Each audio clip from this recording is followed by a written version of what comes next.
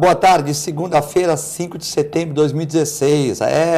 Baixada Santista. Usuários do Uber protestam no Gonzaga ontem. Moradores da Ponta da Praia protestam também contra a prefeitura no domingo, contra as ressacas. Comissão marca julgamento de prefeitura e vice. Temer compra sapato na China e é criticado por usuários do Facebook. Para discutir este e outros assuntos da região, o comentarista, advogado, criminalista e professor, Dr. Vicente Cassione. Tudo bem, doutor? Tudo bem, Filete, Moscatelli. Nageli da TV Com? Eu não estou conseguindo falar aqui dentro. Está congelado esse estúdio aqui. Mas vamos ver, daqui a pouco eu solto aqui um pouco mais e... É sinal que as contas estão sendo pagas em dia, né, Cassione? Conta de água, luz, tributos. Depois as contas dos remédios para pneumonia, para outras Mas coisas. já baixou agora, já baixou aqui a TV. É porque às vezes você vai em uma TV, algumas TVs, e está mais comunitárias, aí não tem esse ar-condicionado aqui tão perfeito como a da TV Com. É clima tropical, né? Hoje ele está perfeito demais. Está ótimo. A saudação aos caríssimos telespectadores também. E também, ao meu lado, o advogado presidente do SICOM, comentarista do programa, Rubens Moscatelli. Bem, Filete, Cassione, aos nossos telespectadores, essas manchetes que você trouxe realmente indicam aí a democracia que o país vive, né? Da gente poder se manifestar, da melhor maneira possível. Só que o que não se deve contemporizar é o abuso, né? Que a gente tem visto em algumas situações provocativas à ordem pública. Cassione, moradores da Ponta da Praia protestam contra as enchentes, né? E aí é um problema, na minha entender, é multidisciplinar, né? Tem que entrar CODESP, capitania, universidades, prefeitura, fazer um estudo, porque, né, também não adianta só culpar a prefeitura e não achar que tem outros entes também nessa questão, né? Até o próprio emissário submarino, essas questões. Na minha modesta opinião, tem que ser feito um estudo para ver o que está causando esse impacto, né? Não dá culpar A, B ou C, né? Agora, aquela questão que a prefeitura poderia ter avisado, como é que esse mecanismo de controle já é uma outra coisa que é para a gente discutir aqui, né? Eu não sei o que causa isso. Não sou entendido no assunto. Agora, como cidadão comum, como leigo, e de certa maneira até com um certo grau de idiotização que me caracteriza, eu acho o óbvio. Se o mar fica açoitado pelos ventos em maré alta e o vento sopra numa direção, como na última vez, de São Vicente para a Ponta da Praia, que as ondas batam no paredão, não é esquisito. Esquisito é se o mar desse uma marcha ré, né, e fosse parar lá na entrada da Barra. Isso é que é esquisito. Aí você espera um tsunami, dá aquela recuada e volta.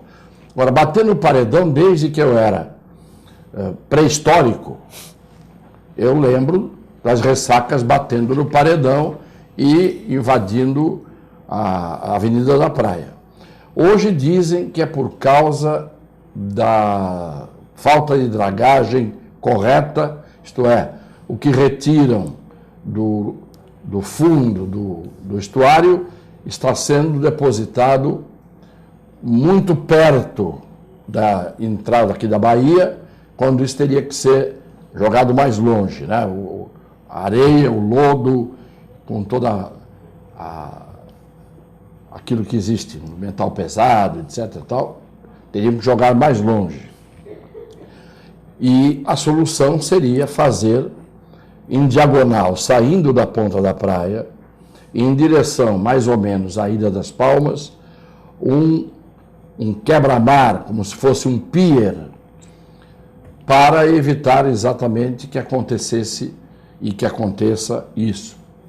Eu me lembro que em 1992, não sei se vocês têm memória, vocês deviam ser crianças nessa altura, eu fui candidato a prefeito e dei a ideia, que não era uma ideia só minha, original, coincidia com uma ideia do Baiar Umbuzeiro, que era de fazer exatamente uma projeção da ponta da praia, não de um quebra-mar, mas de um aterramento que poderia servir para uma área de lazer, construção de hotel, marina, restaurantes, em suma, saindo em direção à Ilha das Palmas, de tal maneira que o canal ficaria preservado do estuário e nós teríamos ausência de poluição por força de tudo o que vem do estuário, porque o estuário recebe toda a poluição dos esgotos in natura, dos diques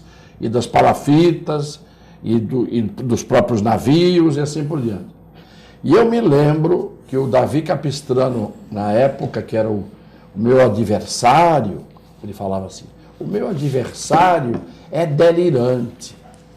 Então, a minha ideia era, todas as ideias que eu dava eram delirantes. Ia transformar a Bahia ali em uma Flórida ou Miami, ou Era coisa Miami brasileira. Não, isso não foi ele. Ah, não? Não, ele dizia que eu era delirante Não, de o querer Cassione construir isso. A ideia. Não, quem queria fazer a Miami brasileira no emissário submarino era o Beto Carreiro. Ah, verdade. O Beto Carreiro que disse que ia fazer naquela tripa do emissário, ali, aterrozinho, né? Ele disse que ia fazer a Miami brasileira. Deviam ter deixado ele investir, né? Ia fazer uma roda gigante, ia fazer aquilo que tinha sempre, parquinho, Cavalos, diversões. cavalos. Era uma montanha-russa. Um pula-pula. Isso queria fazer, a Miami brasileira. Esse é o problema do brasileiro. O brasileiro, ele embroma. Ele embroma, ele enrola. Mas o que eu queria fazer era isso, né? Fazer aquela área ali virar uma área aproveitável. Fazer restaurantes, fazer um monte de coisa. Eu era delirante. Paciência. Tudo que é ideia para frente aqui em Santos, tudo aquilo que precisa de ousadia, tudo aquilo que precisa de coragem, tudo aquilo que é inovação e não a manutenção do velho e do igual, chama-se delírio. Eu deliro desde que nasci. Eu sou um delirante desde que nasci. Isso é, eu quero ver as coisas olhando para frente. Tem gente que fica achando que construir uma ciclovia aqui não é delírio. Eu acho que é um abobalhado, o sujeito que só pensa em construir uma ciclovia e achar que foi uma grande obra de governo. Então, eu fico com os meus delírios. Moscatelli. Nessa matéria, eu sei que desde a década de 90 existiu entre a Prefeitura e a própria Universidade de São Paulo, junto ao Instituto Geológico, estudos para verificação da maré e da composição dessa questão mesmo do assoreamento da ponta da praia e tudo mais.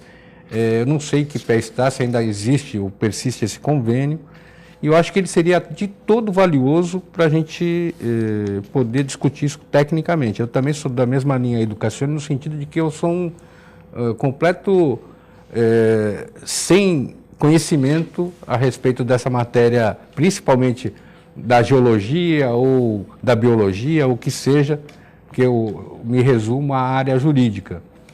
Porém, sei que existe esse estudo, é um estudo sério que deveria ser levantado e verificado para que se possa utilizar aquelas conclusões no momento atual, seja para fazer um pier, seja para fazer o quebra-mar. Eu vi gente falar até de fazer esse quebra-mar lá na Barra do Itaipu.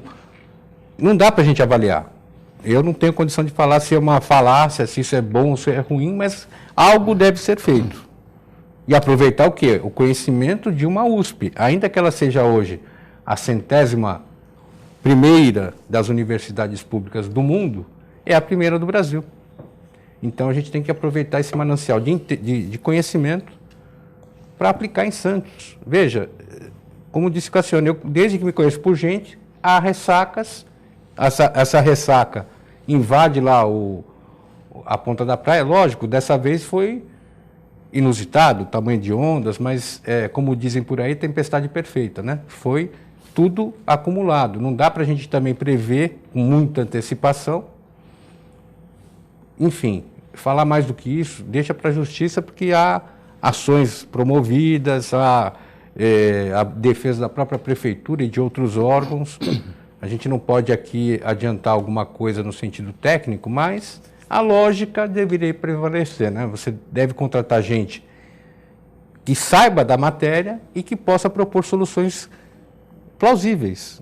Só para lembrar de uma situação, esse negócio do canal do estuário, tem lá ainda restos daquele navio que queimou lá, que até hoje não se fez estudo para tirar. O Geórgios, né?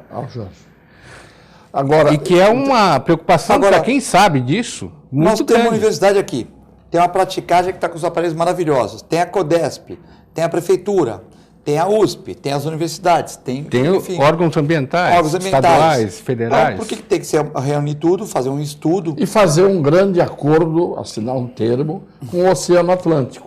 Exatamente. Que também é uma parte interessante. Fazer um acordo. Porque vamos falar. A gente pode estudar para melhorar, né, Cassione? Não, melhorar, você está vendo que várias cidades da costa brasileira, desde lá de cima do Rio Grande do Norte, e vem vindo Alagoas, em Sergipe, várias cidades estão sendo invadidas pelo mar, moradias de beira da praia foram levadas, não é? Nós estamos tendo um processo de avanço do mar, o que não é novidade, está previsto isso. Não é só aqui na ponta da praia. O mundo não é a ponta da praia. A ponta da praia é um pedacinho da costa brasileira muito pequeno. Eu lembro de invasões do mar, quando eu era criança e jogava futebol na praia, ali no Canaã, várias vezes a maré invadiu a pista da praia e a areia cobriu o jardim. E isso faz 60 anos. Mais de 60 anos. Tivemos um carnaval 10 anos atrás que a água invadiu o jardim Sempre da praia. Teve. Né? Copacabana, no Rio de Janeiro, faz uns 10 anos, a água invadiu a Avenida Atlântica inteirinha de Copacabana e a areia chegou às garagens dos prédios. Existem fenômenos episódicos. Agora, a gente querer brigar com a natureza e dizer para o mar, olha, fica quieto aí, senão eu vou te multar. A CT, por exemplo, é interessante, né, se atribuísse a CT. Cuidado que vocês descobrirem isso aí, é capaz de cuidado, hein? Não, mas o Oceano Atlântico não se move, tudo que se move a CT multa. Então está ali uma ideia boa. Está passando da velocidade permitida, né? Está permitida. O que a gente tem que ver é o seguinte, não dá para tampar o Etna. O Etna entra em erupção, não, vai lá e joga aterro e tampa. Força da natureza, meu velho, raio cai onde ele quer. O vulcão resolve dar o bafo do dragão quando ele quer. E o mar, a gente sabe muito bem. O mar matou 200 mil pessoas na região toda da Indonésia, da Tailândia, recentemente. De uma só vez. Né? Por quê? Porque teve uma placa tectônica ali que dançou para cá, para lá, pronto. Salvou a garotinha, que falou pro pai, eu estudei isso na escola, e isso aí vai ter um terremoto, e um maremoto. E o pai foi embora da praia e salvou a família, né? Então, mas morreram 200 mil pessoas. A natureza é assim. E nós estamos agredindo a natureza há muito tempo, e a natureza está quieta, ela não protesta. Você falou tanto em protesto. A natureza não protesta. A natureza tem uma hora que ela diz assim, bom, você fez tudo isso comigo, agora eu vou dar um sopro. Soprou, acabou. É o tufão, é o furacão, é o vulcão, é o terremoto. Eu peguei um terremoto no Chile uma vez. Olha a imagem da ponta da praia, né? Naquele domingo. E você não tem ideia o que é um terremoto pequeno. É uma coisa que você não tem nem ideia. Volta aquela imagem ali, se puder. O edifício Enseada, né? Que Cassione, que entrou água, né? Os carros e tal. Teve a garagem do Vasco também, né? Quem manda? Nós construímos tudo na beirinha d'água. Não é?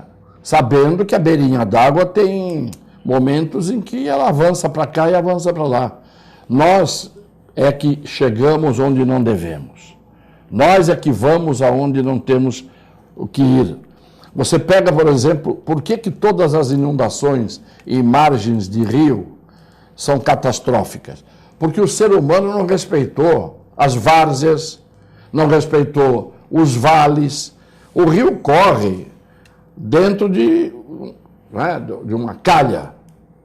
Se você constrói na beiradinha da calha, aquela calha ele vai, enche e um dia ele esvazia. A gente chegou nele, não é ele que chega na gente. Então, mas é óbvio isso que a gente está falando, né? A gente pode até mudar de assunto, porque o que nós estamos falando é óbvio. Não adianta protestar contra a ressaca. A ressaca não vai dar bola para esse protesto. Entendeu? E também, se a gente for ver moradores da Ponta da Praia, não deixo de ter razão, mas e a Zona Noroeste também, né? Que sempre as pessoas perdem as coisas lá, tá? Então nós temos que também ter um protesto lá. Né? Então, assim, lógico, a Ponta da Praia tem realmente foi um acidente, causou danos, é chato, desvaloriza imóveis, a gente tem, mas também a Zona Noroeste que todo ano, quando tem chuva, alaga, e é um problema crônico, um calcanhar de Aquiles de qualquer gestor da cidade é esse, não é? Principalmente quando os santos novos tempos, anunciada essa grande fórmula pelo governo Papa, né? Virou o quê? Santos velhos tempos. Gastaram 20 milhões de reais e não fizeram absolutamente nada e o Banco Mundial revogou o contrato e acabou a história. Portanto, a Zona Noroeste não viu nada do que foi prometido. É essa a história. A verdade é essa. Pior que a natureza é a força dos maus políticos. Tem uma experiência que eu acho muito interessante que aconteceu nos Estados Unidos. Recentemente eu vi a reportagem na TV em que eles estavam reprogramando essa questão de cobrir rios, na verdade, abrir os tampões, deixar como era o rio antes, fazer toda aquela várzea, como disse o Cassione, e aquele entorno, valorizou a cidade lá dos Estados Unidos de uma maneira brutal, até no sentido do turismo, mas acabou com uma coisa que tinha lá, que é que nem a nossa Zona Noroeste, que era as extensas e grandes enchentes que acabavam com tudo de uma hora para outra. Então, aquele pedaço lá que era desvalorizado, mal visto e até escondido pela cidade, se tornou um local de encontro, desde que faça a melhor política. Ou seja, eu sei que aqui passa o rio, sei lá, do Sapateiro, vamos descobrir esse rio, vamos realocar as famílias, mas tem que ser coisa séria. Não adianta ficar na conversa, como a gente tem visto, infelizmente, até nos programas habitacionais que são para acomodar pessoas de necessidade. Por quê? Porque a gente vive num país que é patrimonialista, então na medida em que eu concedo para você o direito àquela propriedade, eu estou também permitindo que você a venda. Pô, mas eu estou saindo da palafita indo para um apartamento, mas eu não aprendi a viver no apartamento. Então eu vou voltar para a palafita e vou ganhar ainda um dinheirinho aqui, e vendo para outra pessoa, que por sua vez vende para outra, e a gente não sai desse ciclo vicioso. Não deveria, né? Mas é que isso tem que ser da base. Não adianta você simplesmente tirar o ser humano de uma realidade brutal que é a palafita. Eu não acho que seja bom. Para pagar condomínio, para viver em comunidade. A pessoa não tem preparo para isso. Não que ela não possa ter, mas ela precisa primeiro ser preparada para poder assumir. Fazer um curso, fazer uma... Né? Porque ela vai querer jogar o lixo de qualquer jeito, mas tem um regramento, barulho, Exato. Né? Mas assim, isso a gente vive constantemente na mão da demagogia, né? Vou fazer tantas mil propriedades, tantas casas, vou tirar as pessoas de tal lugar. Você tira naquele momento, mas no segundo momento, aquele que saiu tem outro lá, onde você tirou aqueles. Então nunca o poder público consegue tirar essa situação. Triste realidade, Santos sai da rota dos navios. De 20 navios que ficaram no Porto de Santos, navios de turismo, né? Nós vamos ter apenas 9. Segundo as empresas, elas procuram realidades diferentes, como na Ásia e Europa, onde o poder aquisitivo está maior. Cassione, é uma triste realidade, não saiu em manchete em jornal nenhum, mas eu peguei na internet, trouxe para o programa para debater esse assunto dos navios aí, que vão apenas 9 navios confirmados na próxima temporada de cruzeiros na Baixada. Eu acho até muito, 9 navios ainda.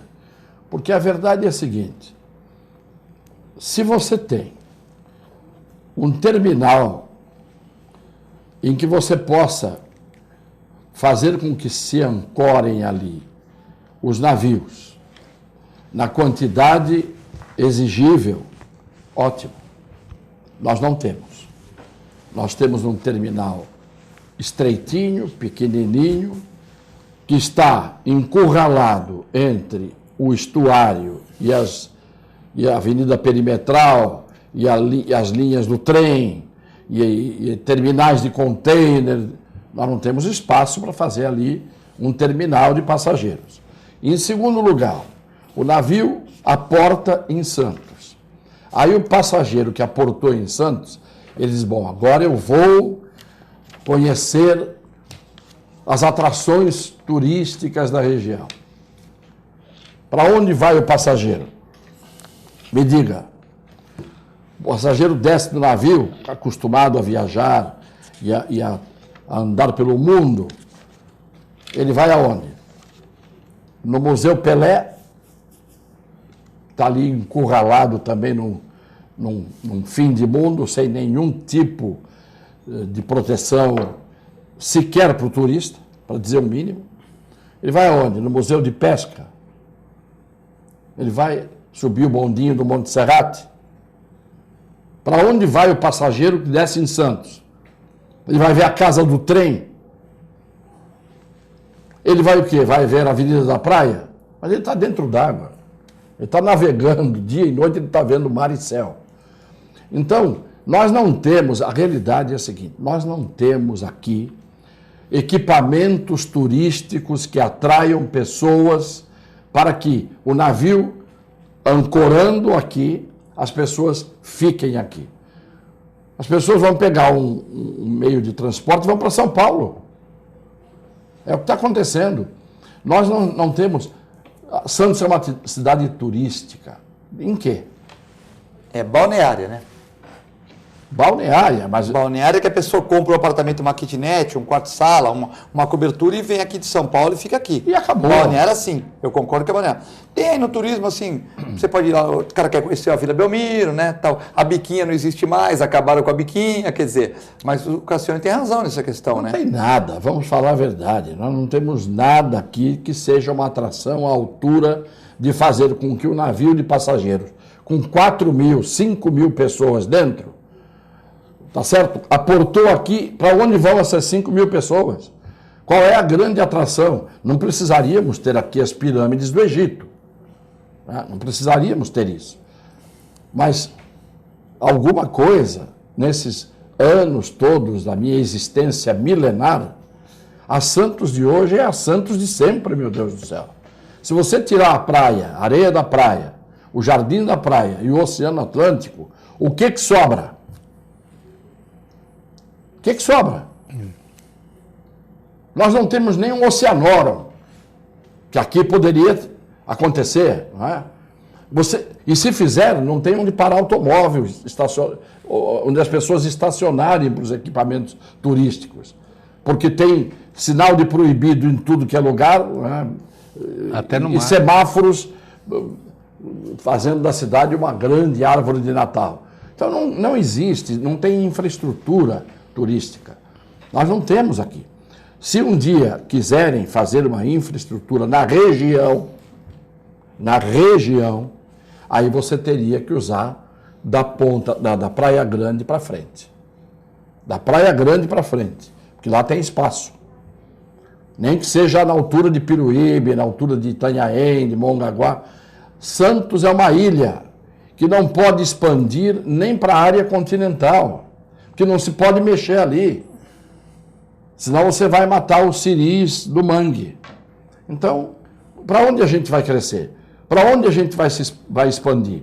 Nós viramos hoje um paliteiro de grandes torres de concreto. É essa a verdade. Ninguém é mais santista do que eu. Há muito tempo que eu sou santista, desde que eu nasci. E olha que faz tempo. Ninguém é mais santista. Agora, não adianta a gente ficar batendo no peito e dizer, nós temos aqui uma pinacoteca, nós temos aqui uma... São coisas muito pequenas para que a gente possa chamar turistas do Brasil e do mundo para ver essas coisas. São coisas boas, mas são coisas boas paroquianas, domésticas. Tá certo? É essa a minha opinião. Muita gente acha que eu falo mal de tudo. Não, eu não falo bem de tudo.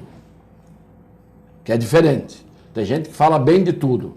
Fez aqui um traque e acha que é uma bomba atômica. Então, paciência.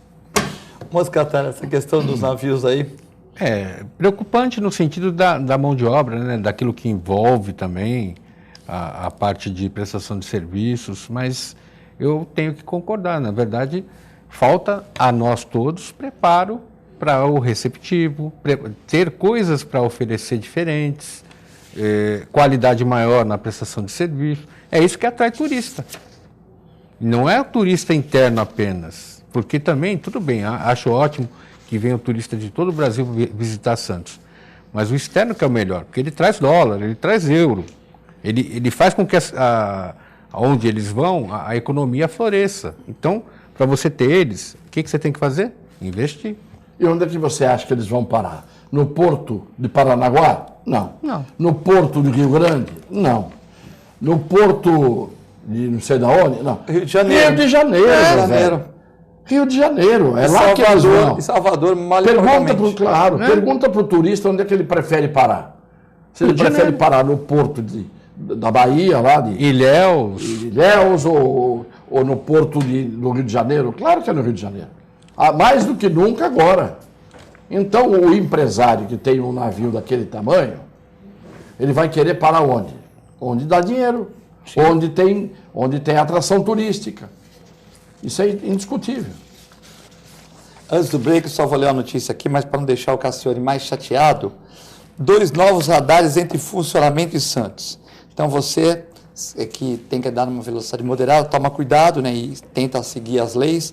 É no viaduto da Santa, ali na Ponta da Praia, sentido Ponta da Praia Centro, ali na Perimetral, e na Afonso Pena, à altura do 540, perto do pronto-socorro municipal da Zona Leste. Então, 2 radares vão, a partir de amanhã, terça-feira, voltar a funcionar. Nós vamos a um rápido break e já voltamos.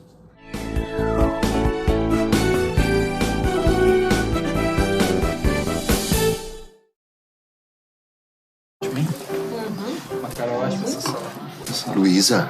Wagner! Nossa, quanto tempo! Esse é o Fábio, meu marido. Tudo bem? O Wagner foi meu primeiro namorado. Foi ele que me convenceu a fazer tatuagem de borboleta, você lembra? Você já reparou que as asinhas formam um W? É de Wagner. Ai, que bom dia.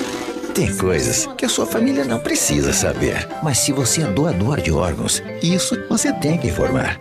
A Clínica Multiimagem é especializada em exames de radiologia e diagnóstico por imagem, investindo continuamente em tecnologia e trazendo constantes inovações para proporcionar à comunidade médica e seus pacientes diagnósticos ainda mais precisos. Sua nova e moderna estrutura, aliada à tecnologia de ponta, juntamente com o corpo clínico especializado, tornam a Clínica Multiimagem um dos centros de diagnósticos por imagem mais avançado do estado de São Paulo. Entre em contato pelo telefone 3202-1250. Com o objetivo de atender cada vez melhor, o Plano de Saúde Santa Casa oferece a você e a sua família uma ampla rede de atendimento em Santos, São Vicente, Praia Grande, Cubatão e Guarujá. Além de contar com a melhor equipe médica e multiprofissional do litoral paulista. Plano de Saúde Santa Casa de Santos. O melhor atendimento em plano de saúde. 3226-6200. Sabe o que essas crianças vão ser quando crescer? Serão adultos que poderão escolher suas carreiras e decidir pelo próprio futuro. Pois hoje, as empresas que participam do programa Empresa Amiga da Criança investem no presente para mudar o futuro de muitas crianças e adolescentes. Crianças que brincam e estudam crescem mais sadias, desenvolvem-se melhor e tornam-se adultos que farão a diferença amanhã. Junte-se à Fundação Abrinq e seja uma empresa amiga da criança.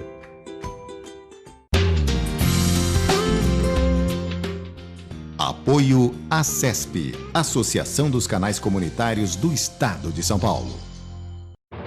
Sintracomos, 76 anos de lutas e conquistas em prol do trabalhador. Um sindicato forte a serviço do trabalhador. Este é o Sindicato dos Trabalhadores das Indústrias da Construção Civil, Montagem e Manutenção Industrial e do Mobiliário de Santos, Cubatão, Guarujá, São Vicente, Praia Grande, Mongaguá, Itanhaém, Peruíbe e Bertioga. Associe-se ao Sintracomos e faça parte da nossa família. Administração, Presidente Macaé Marcos Braz de Oliveira.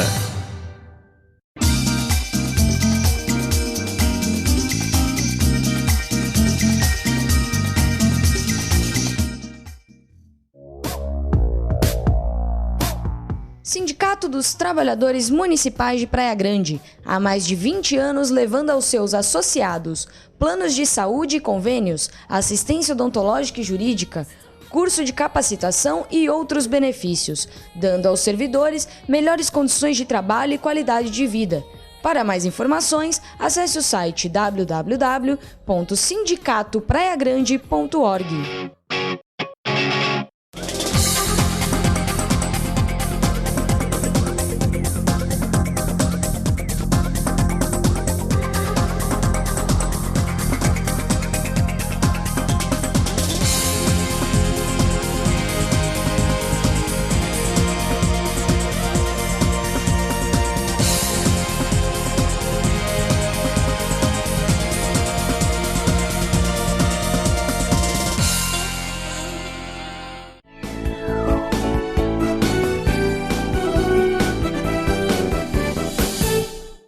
Estamos de volta na Ação e Reação nessa segunda-feira, 5 de setembro, com o Dr. Vicente Cassione e o Dr. Rubens Moscatelli.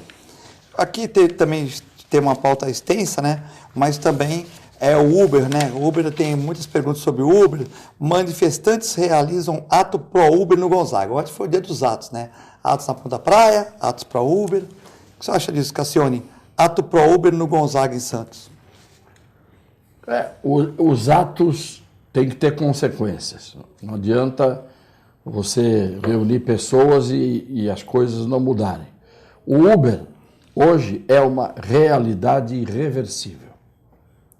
Há coisas que, uma vez acontecidas, não dá para desacontecer. O Uber traz vantagens, mais vantagens para os usuários de transporte do que os táxis. Só há duas soluções. Ou os táxis se uberizam, ou os táxis acabam. Os táxis acabam. Porque o Uber trouxe mais vantagens. Qual é o único perigo? Nós estamos no Brasil. O Uber hoje é uma vantagem em relação aos táxis. Se os táxis desaparecerem, ficar só o Uber, provavelmente os Ubers comecem a fazer os abusos e de abuso em abuso fiquem depois uma realidade pior do que a realidade dos táxis em relação a eles hoje. Não é? É aquela história da Gol. Lembra a Gol quando começou a concorrer com a TAM? A TAM cobrava R$500 uma passagem, a Gol cobrava 80. Hoje a Gol cobra mais caro do que a TAM às vezes. Então é uma questão de você tomar o espaço e depois você dá o golpe e a rasteira. O Uber hoje é uma realidade. É mais vantagem você ter o Uber para ir de um lugar para o outro. Sai muito mais barato do que você ir a pé. Está mais barato do que a sola de sapato que você gasta. Estou exagerando para mostrar como é que são as coisas. Mas se os taxistas não se adaptarem, ninguém muda a realidade que hoje o Uber é. Ninguém muda. Moscatelli. Eu concordo. Eu acho que, na verdade, nesse primeiro momento de acomodação e de realidade concreta, realmente para o taxista poder sobreviver, ele vai ter que se adaptar, vai ter que sair daquela situação confortável. E eu aqui quero dizer bem claramente que uso muito táxi, uso muito. Tenho amigos taxistas, mas falo com eles nesse sentido, que é necessário, nesse contexto integral nosso aqui, não só de Santos, mas do Brasil e do próprio mundo, que nós nos adaptemos. Vai ter que mudar comportamento? Vai ter que mudar. Agora, o consumidor, que é o passageiro, também tem que estar alerta, como disse o Cassione. Amanhã depois, quando se instalar, olha, agora é tudo Uber no Brasil todo, ninguém mais tem outra plataforma, nós vamos ter que estar atentos para que não haja uma mudança de monopólio, como aqui foi falado. E a gente acaba se acomodando, né? Então, mas o importante é a gente estar alerta, exigir que o transporte público, não só o individual, mas o público, o coletivo, também melhore, Porque ficam aí, como disse o Cassione, fazendo fábrica de multa. Estou mudando um pouquinho o assunto, mas é para integrar, né? Radar em todo quanto é lugar, escondido, para te pegar no flagra, que sabe que o trânsito é tão doido que você de vez em quando acaba acelerando um pouco mais o teu carro, e não revertem esse dinheiro para a educação, na parte de trânsito, para melhor sinalização, para vias mais adequadas, porque é para isso que serve a multa, não é para remuneração, não. Né? E transporte coletivo de qualidade. Não que o nosso de Santos seja o pior deles, mas poderia ser muito melhor. Aí muita gente deixaria o carro, nem precisaria usar Uber, para andar de ônibus. Teve um governo federal que incentivou a compra de carro aí, 60 vezes, 48 vezes. 72 vezes, 72 vezes. Nas boas épocas lá atrás, né, quando não tinha inflação. Tal. Aí né? todo mundo comprou carro. A classe média subiu. Agora não tem lugar para parar e não pode andar de carro. Tudo bem, então tem que fazer um transporte coletivo de ponta para que as pessoas possam sair de casa tranquilo. Está melhorando? Está melhorando. Mas tudo, veja, que é uma sanfona, né? Ora, incentiva-se o uso individual, em alguns lugares sataniza-se esse uso individual, né? Tem uma cidade grande aqui no estado de São Paulo, acho que é a capital, né? Se não me engano, que lá é satanizado. O dono do carro individual, interessa qual é a classe social dele, está relegado a andar 50 por hora em qualquer lugar, não pode pegar a faixa de ônibus, não pode pegar a ciclovia ou a ecofaixa, enfim. Tudo tem faixa, menos a do particular. Não que não tenha que ter. Mas então faz melhor o transporte público, faz com que esse dono de veículo não tenha que usar o veículo. Use só para viajar, por exemplo, para fora da cidade. Em Tóquio, o cara só vai para o centro se ele for milionário, porque é 50, 60 dólares de estacionamento por hora. Só que o transporte público funciona. Quem que vai para o centro? O cara que é dono de uma rede de bancos, o cara que é dono de uma rede de TV, que ele não pode perder tempo, um empresário de sucesso. Né? Mas o cara vai de carro. Então, você vai lá, mas tem táxi à disposição barato, tem ônibus à disposição, tem metrô, tem tudo, né? Então, ninguém vai estar... Quando você vê um cara entrando lá no centro de Tóquio de carro, é uma BMW Q7, é um Audi, por quê? É carros de alto valor, porque o cara tem que ter muito dinheiro, porque o estacionamento é muito caro. Mas o transporte público funciona, né, Cassione? O problema é que você aqui diz o transporte é bom. É bom no horário... Não de pico. E aí piora, porque o que acontece? Nos horários que tem muita gente querendo pegar a condução é farta. Mas nos horários em que diminui a demanda, o ônibus leva 1 hora para passar no ponto. Então, o transporte é bom. Não adianta ser bom se ele não passa pelo ponto para pegar o passageiro. Se eu sou um passageiro que tem o direito de pegar a condução, o ônibus tem que andar comigo dentro como um único passageiro. Eu não posso depender de ficar 1 hora num ponto de ônibus esperando o ônibus passar depois das 10 horas da noite. Então é muito fácil você ter aquela fila de ônibus na cidade às 2 da tarde, né? Às 6 da tarde, e depois passa no ponto da Santa Casa, depois das 10 horas da noite, e vê aquelas mulheres com aquelas crianças que saíram do atendimento lá no hospital, vê se os ônibus passam ali, vê como é que ficam os pontos. A companhia quer saber de recolher passageiro quando o passageiro lota o ônibus.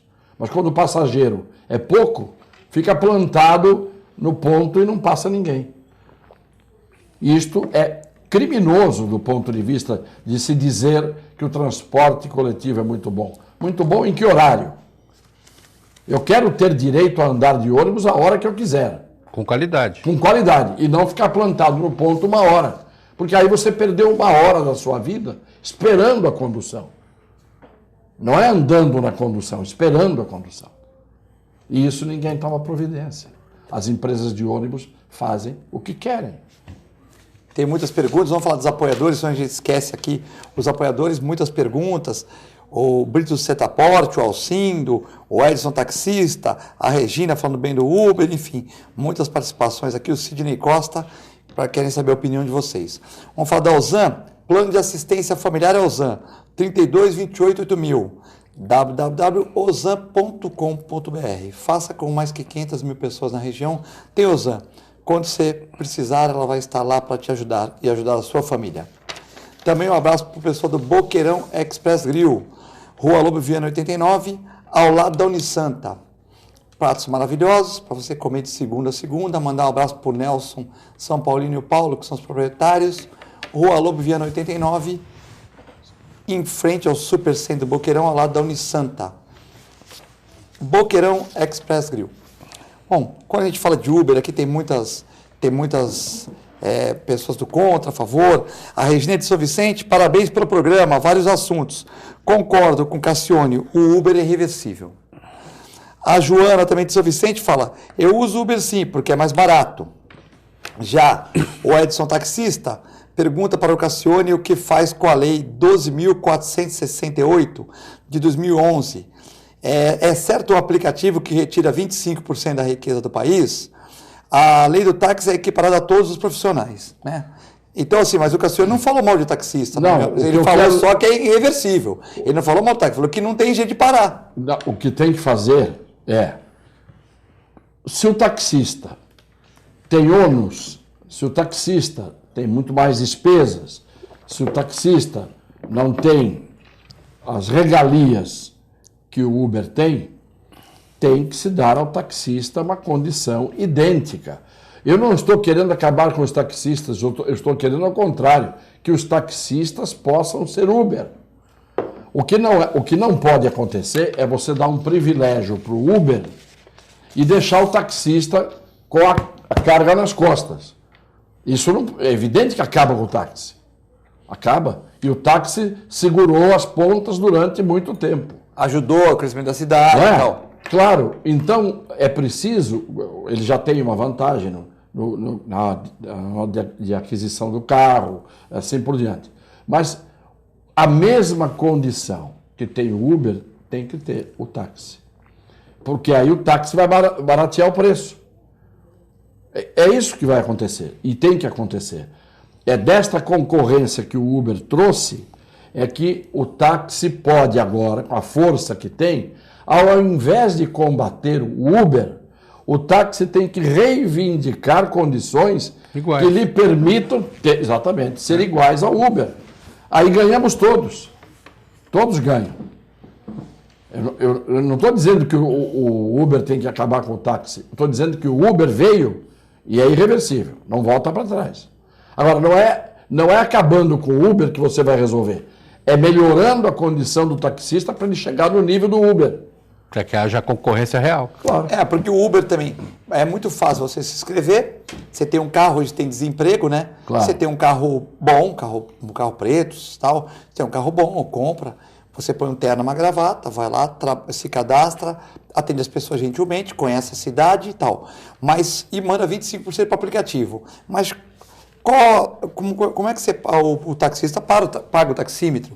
Tem que padronizar o táxi. Tem uma cooperativa que tem 20, 30 moças lá atendendo os telefones, né? Então você manda 25% para uma empresa americana, mas o imposto que paga, o imposto da prefeitura, o imposto de renda, como é que funciona isso? Então é uma concorrência desleal, eu acredito. Agora, como o Cassione falou, na minha opinião, é irreversível, né? Então tem que sentar todo mundo e decidir, não, peraí, o taxista tem muito imposto para pagar e vocês têm pouco, então vocês podem fazer mais barato. Eu também quero saber como é que vai ficar essas revisões. Porque a mulher falou que saiu saiu da Praça Dependente, da rodoviária, pegou um táxi, foi até a casa dela, gastou R$25. No outro dia ela pegou um Uber, né? Eu não tenho nem aplicativo do Uber, eu não pego, eu até hoje nunca peguei um Uber, pego o táxi. R$9,80, ela pagou R$9,80 com o Uber. Tá. O mesmo percurso. O mesmo percurso. O Uber mandou 25%. Vamos por 10 mango. Mandou R$2,50. Então ele ganhou R$7,50. O carro é um carro de luxo. Como é que ele vai fazer as revisões quando chegar na hora da revisão? Isso até o presidente da CT, o Fifi, falou que na hora da revisão vai complicar. E vamos supor que ele não faça a revisão, né? Aí vai cair. Mas assim, o taxista é obrigado a fazer revisões, ter carro novo, adesivar carro e eles não são obrigados. Então tem que regulamentar, porque senão fica uma concorrência desleal, como o Cassione falou. Quer dizer, eles ficaram 30, 40, 50 anos aí roendo o osso e agora eles vão ficar sem nada? Também não. E se criou todo um mercado ao redor do táxi, todo mundo sabe, que é a bendita placa vermelha, que para você ter, ela até vira questão de herança. Passa de pai para filho. Não que isso não seja bom, Mas é uma coisa que tem que ser avaliada. Para você poder exercer a profissão de taxista, tem que ter a autorização da prefeitura. Então, isso também tem que ser revisto, porque o Uber não passa por nada disso, ele não tem que ter placa especial, tem aqueles requisitos lá do carro ser de luxo ou coisa assim, mas é a concorrência. É o momento da discussão. Não pode, como disse o Cassione, vamos impedir tudo. Até porque, quando você proíbe, você permite o mercado negro. E o mercado negro é o pior dos mercados, porque daí você não dá garantia nem para um lado, nem para o outro. Claro. Eu acho que vai acontecer com o táxi como aconteceu com o telefone, né? O telefone na época da Graça, da Viva Telefones e tal, valia R$2.500. Depois não vale nada. Hoje o cara está devolvendo o telefone que ele tem um celular. Hoje o cara pega o telefone lá, está pagando a conta de R$50, R$60. Comercial não. Mas o cara particular não para em casa, chega lá e devolve o telefone e fala, não quero o telefone. Eu só quero a internet e a televisão. O telefone eu não quero. Mas é R$10 o telefone. Então deixa aí R$10 para me ligar aí, os antigos tal. Até R$10 para ter uma linha telefônica, R$15, por quê? Porque hoje em dia o celular substitui o telefone. Então talvez aconteça com essas placas, como o Moscatelli falou, uma placa que hoje vale 180, 200, 250 mil no mercado paralelo, né, tal, talvez aconteça isso, não tenha mais valor, porque o Uber vai entrar, o cara se cadastra no Uber, né, isso, Cassione? Mas o pior é que o sujeito pagou esse 150 mil reais por uma placa e de um dia para o outro ela vai acabar não valendo mais nada.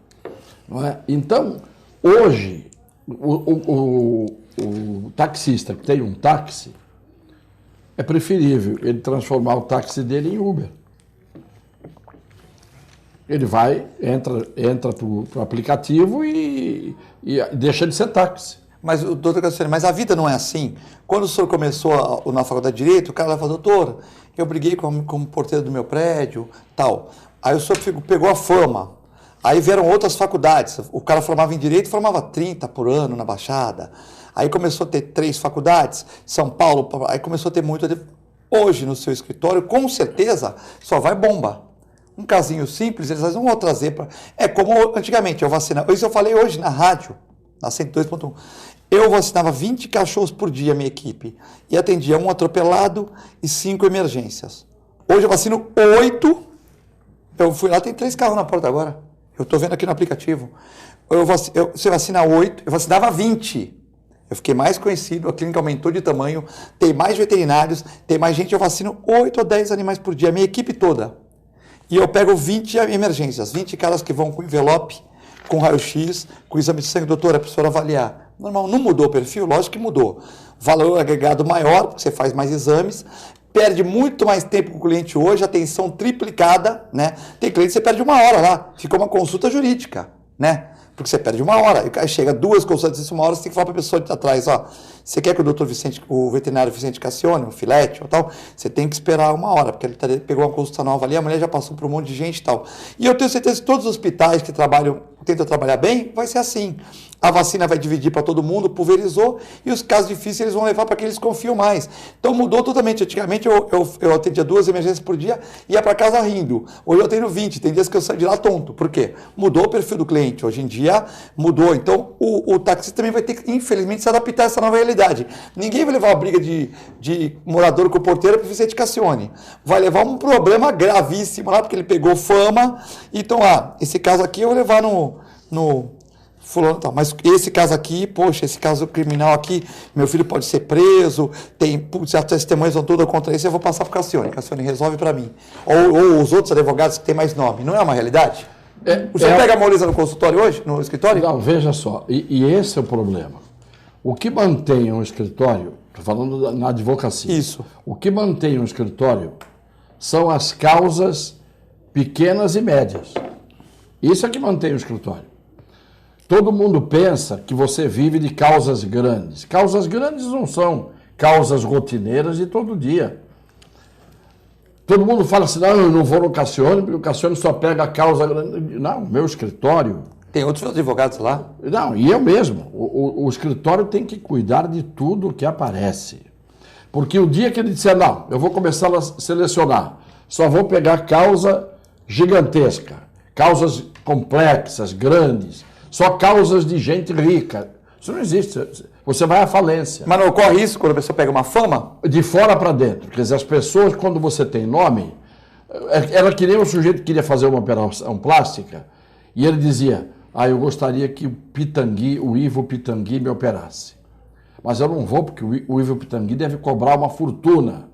Eu nunca me esqueço, uma vez, que eu fiz uma separação de um casal, eu defendia um lado e um ex-aluno meu, recente ex-aluno meu, defendia o outro lado. Quando a separação acabou, eu cobrei a minha parte e o meu ex-aluno cobrou a dele. Eu perguntei para ele, escuta, só por curiosidade, quanto é que você cobrou? Ele falou, cobrei X. Ele tinha cobrado o dobro do que eu tinha cobrado. É uma ilusão pensar que o advogado medalhão, o advogado com nome... É ilusão. Ele não atende ou ele cobra uma fortuna. Se ele fizer isso, ele vai à falência. Tem médicos aqui em Santos que tem uma fama e falam assim, poxa, mas a sua consulta é mais barata? É verdade. É mais barata porque eu quero ter público. Eu também acho que... Porque na crise você perde menos. Então, tipo assim, às vezes se você cotar preço, você vai ver que os veterinários mais conhecidos da Baixada são os mais baratos. É verdade. Por quê? Porque não é... Às vezes ele já tem muito tempo, tem aqueles clientes mais simples, ele não quer deixar de atender. Mesma coisa com o direito. Às vezes você pensa que... Sem dúvida. Você vai ele vai... De repente ele vai entender a situação tal. Mas é uma realidade. Mas tem muito porta de cadeia aí cobrando mais caro do que advogado sério, de nome, etc, etc. Que chega e faz aquele inventa, faz aquela... Mas você tem fama. Então a fama dá a ideia de que você não consegue contratar. Não é? É isso que acontece. Acaba virando obstáculo. É inevitável, vezes. Inevitável. Sempre foi assim. O nosso amigo Alcindo aqui, ele abraça a todos da mesa, programa ótimo. Pergunte a opinião do Cassione qual o melhor projeto para a travessia Santos e Guarujá. E quando vai sair alguma obra ali. Processo Mar da Galileia. Processo Jesus Cristo. Andar sobre as águas. Chame os vizinhos de Dubai, Cassione, e vamos ter a solução para as enchentes. Ótimo programa, parabéns, Filete. Mas pode ser o projeto Moisés também, né? Boa tarde, Filete e convidados. É o Brito da Setaporte, diretor lá. Nas últimas semanas, sempre comentamos a enchente na ponta da praia, por motivo da maré. Moro há 40 anos aqui nas EN, Zona Noroeste. Parabéns, porque vocês falam muito da Zona Noroeste também. E as enchentes acontecem por conta da maré e da chuva. Quando a prefeitura iniciou as obras para enchentes, e agora ela parou, piorou, e ninguém resolve. Agora imagine ter que pagar aluguel e não poder melhorar a sua vida por conta de enchentes que todo ano nos prejudicam a população. É verdade. Falta de planejamento, aquele que eu disse antes, o critério de você manter um projeto independentemente do partido que vai assumir na sequência. Você tem que ter projetos que são apartidários, todos devem abraçar. Uma dessas aqui em Santos é essa questão da Zona Noroeste, enfrentar de vez, enfrentar de maneira objetiva. Teve dinheiro que foi devolvido, inclusive, então não podia ter isso. Ou se tinha um projeto adequado e a prefeitura contrapartida fizesse, ou é melhor não fazer. Mesma coisa o projeto Moisés ou Mar da Galileia, né? Mar da Galileia. Porque eu já ouvi tantas versões de túnel, de ponte, e não acontece. E a gente vê o quê? Eu trabalhei muito tempo ali na faculdade do Guarujá, na Ademar de Barros, que agora está lá em Vicente Carvalho. Eu pegava filas de 1 hora e meia para poder atravessar para o outro lado. Você perdeu 1h30 da tua vida. Muitas e muitas vezes eu não chegava no horário que tinha que chegar, o aluno fica desmotivado, porque o cara é vagabundo, ele tinha que estar aqui antes de mim. Não, mas estava na fila. E a fila da balsa virou como se fosse uma desculpa para o professor que chegava um pouco mais tarde, porque a condição não dava. Eu fui convidado para dar aula lá também, não aceitei por causa disso, a questão da balsa, né? Teve uma vez que eu cheguei... carro por exemplo, para te pegar, alguma coisa assim, porque você vai atrasar todo dia, você não consegue. Eu vou sair 7 horas da minha clínica para chegar lá às 7h30, não vai dar. Então eu vou sair 6, eu vou perder. Então... Teve uma vez que eu saí daqui 5h30 da tarde. 5h30. Né? Cheguei ali no Canal 7, a fila estava depois do Clube Santista, já lá, quase no Canal 6, 2h30 de fila. Não foi dar aula? Quando eu cheguei lá pertinho, onde tem um posto de gasolina ali, Eram 8h30 da noite. A aula começa às 7h30? Acabou, Já né? era. Bom, aí você perde dinheiro, perde a tua moral perante os alunos, perante a direção da faculdade, porque ninguém vai ficar achando que você está preso na fila, né? Parabéns pelo programa. O Ricardo Taxista está bravo. Foi o único programa que falou bem dos taxistas até agora. A lei é clara, o transporte é privativo do taxista. O privativo não pode ser relativo na conveniência de quem quer pagar menos. Não podemos desvalorizar a mão de obra. Não, mas repetindo e finalizando sobre esse assunto da minha parte. O táxi serviu durante sempre, em todas as condições. Hoje, o que vem para melhorar é o Uber. É preciso que se dê ao taxista a mesma condição para que ele possa disputar em igualdade com o Uber. Isto é indiscutível. Isso, no mínimo, é o que a gente chama de justiça, não é? No mínimo. E favorecerá a todo mundo, inclusive e principalmente aos usuários. Boa tarde a todos. Fiquem com Deus e com a nossa extensa programação. Muito obrigado, doutor Cassione. Muito obrigado, doutor Rubens Moscatelli. Fiquem com Deus e até amanhã, se Deus quiser.